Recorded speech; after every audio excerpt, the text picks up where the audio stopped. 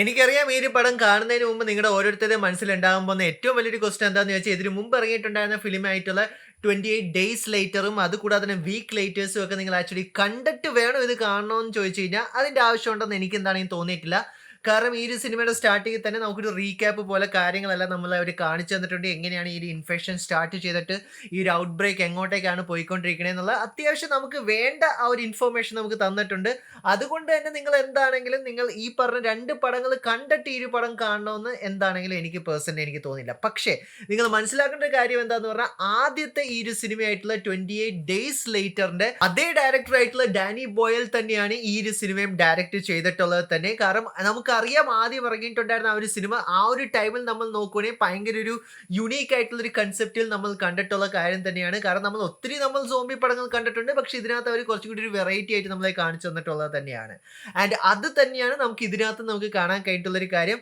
അതുകൊണ്ട് തന്നെ ആദ്യമേ എടുത്തു പറയാം ഈ ഒരു സിനിമ കംപ്ലീറ്റ്ലി അവർ ഐഫോൺ 15 പ്രോ മാക്സിനകത്താണ് ഈ ഒരു സിനിമ ഷൂട്ട് ചെയ്തിട്ടുള്ളത്. അതുകൊണ്ട് തന്നെ ഇതിനകത്ത് എത്ര പേര് ഐഫോൺ 15 പ്രോ മാക്സ് യൂസ് ചെയ്യുന്നുണ്ട് എന്നുള്ള കാര്യങ്ങൾ കമന്റ് ചെയ്യാവുന്നത് തന്നെയാണ്. നിങ്ങളുടെ ഐഫോണിന്റെ വീഡിയോ ക്വാളിറ്റി എപ്പോഴും കിടലൻ തന്നെയാണ്. ഈ ഒരു സിനിമയൊക്കെ നിങ്ങളുടെ ഫോണിൽ നിങ്ങൾക്ക് പിടിക്കാൻ പറ്റുമോ എന്നുള്ള കാര്യങ്ങൾ നിങ്ങൾക്ക് കമന്റ് ചെയ്യാവുന്നത് തന്നെയാണ്. പക്ഷേ ജസ്റ്റ് ഒരു ഐഫോൺ വെച്ച് മാത്രമല്ല അവർ ഷൂട്ട് ചെയ്തിട്ടുണ്ടായത്. അവർ മൾട്ടിപ്പിൾ ഐഫോണിനകത്ത് പല ലെൻസുകൾ ഘടിപ്പിച്ച് തന്നെയാണ് അവർ ഈ സിനിമ മൊത്തത്തോടെ അവർ ഷൂട്ട് ചെയ്തിട്ടുള്ളത് തന്നെ. അതുകൊണ്ട് തന്നെ ഈ ഒരു സിനിമയ്ക്കകത്തുള്ള പോരായ്മ ഒരു രീതിയിലേക്ക് ഞാൻ നോക്കുവാണെങ്കിൽ എനിക്ക് തോന്നിയിട്ടുള്ളൊരു കാര്യം എന്ന് പറഞ്ഞാൽ ചില വിയേർഡ് ആയിട്ടുള്ള എഡിറ്റിംഗ് വർക്ക്, അതുകൂടാതെ തന്നെ ക്യാമറ ഷൂട്ട് ചെയ്തിട്ടുള്ള രീതി, കുറേ അധികം ഷെയ്ക്കി ക്യാമറയൊക്കെ നമുക്ക് ത്രൂ ഔട്ട് നമുക്ക് ഈ ഒരു സിനിമയിൽ നമുക്ക് കാണാൻ കഴിഞ്ഞിട്ടുണ്ട്.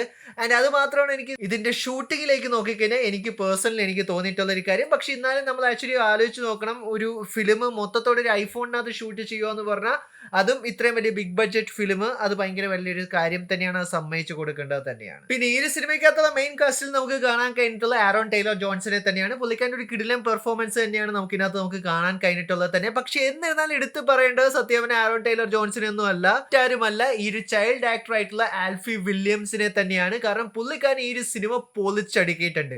ഒരു ചൈൽഡ് ആർട്ടിസ്റ്റിനെ കൊണ്ട് എങ്ങനെ ഇത്രയും വലിയൊരു ഫിലിം ലീഡ് ചെയ്യാൻ പറ്റും എന്നുള്ളൊരു കാര്യം നിങ്ങൾ കാണണമെങ്കിൽ നിങ്ങൾക്ക് എന്താണെങ്കിലും ഈ സിനിമ കാണാൻ തന്നെയാണ്. എനിക്ക് തോന്നണതെന്ന് പറഞ്ഞാൽ ഇനി വരാൻ പോകുന്ന ഓസ്കറിനകത്ത് പുള്ളിക്കാരൻ ഒരു ബെസ്റ്റ് ചൈൽഡ് ആക്ടർ ആയിട്ടുള്ള ഒരു ഓസ്കർ തന്നെ കിട്ടാനുള്ള ഒരു സാധ്യത വളരെ കൂടുതലായിട്ടാണ് എനിക്ക് തോന്നിയിട്ടുള്ളത്. അത്രയും കിഡിലൻ ആയിട്ടുള്ള ഒരു പെർഫോമൻസ് തന്നെയാണ് ആൽഫി വില്യംസിന്റെ ഭാഗത്ത് നമുക്ക് ത്രൂ ഔട്ട് നമുക്ക് കാണാൻ കഴിയുന്നത്. ഫിലിം ക്യാരി ചെയ്തുകൊണ്ടും പോകുന്ന തന്നെ സർട്ടൺ മൂവ്മെന്റ്സ് അത് ഈ ഒരു കുട്ടി തന്നെയാണ്. അത്രയും കിഡിലൻ ആയിട്ടുള്ള ഒരു പെർഫോമൻസ്.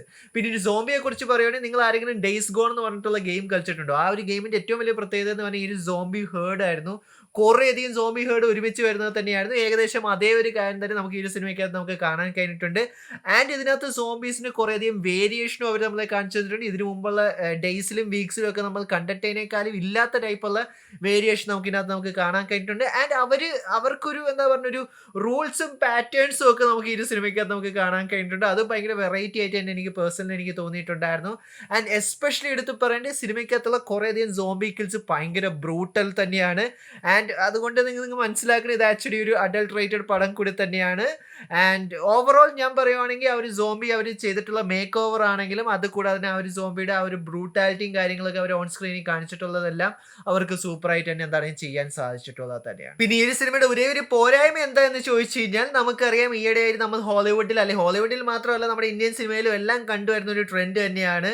അതായത് ഏതൊരു സിനിമ ഇറങ്ങി കഴിഞ്ഞാലും അതിനെന്താണെങ്കിലും സീക്വൽ വേണം എന്നുള്ളൊരു കാര്യം, അല്ലെങ്കിൽ അതൊരു ഫ്രാഞ്ചൈസി ആക്കാനാണ് എല്ലാവരും ശ്രമിച്ചുകൊണ്ടിരിക്കുന്നത് തന്നെ.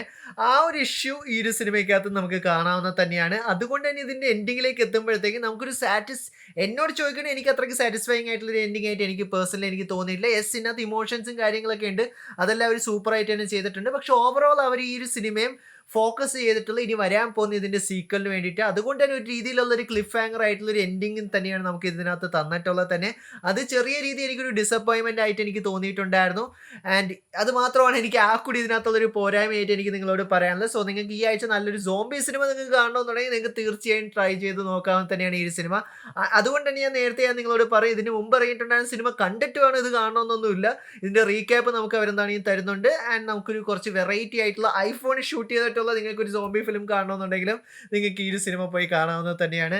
സോ എൻ്റെ ഈ ഒരു സിനിമയുടെ ഫൈനൽ റേറ്റിംഗ് എത്രയെന്ന് വെച്ചാൽ ഇറ്റ്സ് അബ്സല്യൂട്ട്ലി 7 ഔട്ട് ഓഫ് 10. നിങ്ങൾ ഈ ഒരു സിനിമ കണ്ടോ? നിങ്ങളുടെ പേഴ്സണൽ ഫേവറേറ്റ് സോംബി ഫിലിം ഏതാണെന്നുള്ള കാര്യങ്ങളെല്ലാം കമന്റ് ബോക്സിൽ കമന്റ് ചെയ്യാൻ തന്നെയാണ്. വീഡിയോ ഇഷ്ടപ്പെട്ട ലൈക്കും ഷെയറും ചെയ്യാൻ തന്നെയാണ്. ഇഷ്ടമില്ല നിങ്ങൾക്ക് എന്താണ് ഡിസ്ലൈക്ക് ചെയ്യാൻ തന്നെയാണ്.